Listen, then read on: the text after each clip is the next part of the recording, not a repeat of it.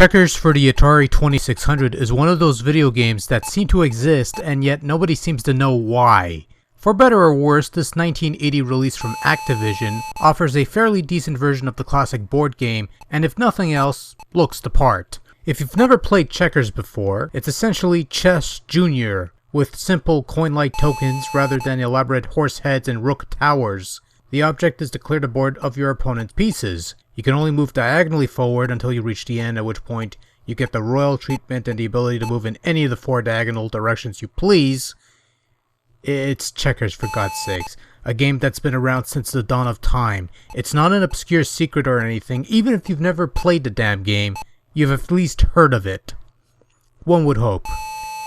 Anyway, checkers gives 3 skill settings as well as a 2-player mode, which is totally pointless. When playing against the computer, the screen will go dark for a few seconds as the computer ponders its next move. Kind of an annoying effect, but it might be a technical thing to free up memory so that the computer doesn't take up to 10 hours to make a move, so there's no real grief there. Control is fairly responsive for the most part, technically speaking of course. While it's no secret that you can only move your pawns diagonally, that's the general rule of checkers, you'll be displeased to learn that you could also only move your cursor diagonally.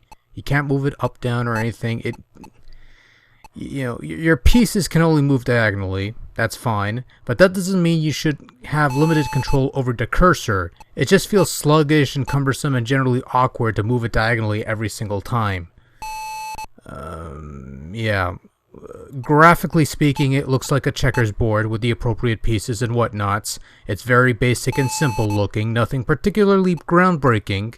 As for the sound, you only have a simple tone that plays whenever you move or go for the kill, and that's about it really. I mean, there's really not a whole lot to say about the matter. It's checkers for the Atari. Fair approximation of the game, does what it does fairly well. It works as something of a training tool of sorts, but if you wanted to play checkers with a friend, chances are you wouldn't go for this. You'd go to your local dollar store, buy a cheapo version of the game, and play with that instead. There's better control, and the graphics look a lot better. And there you have it.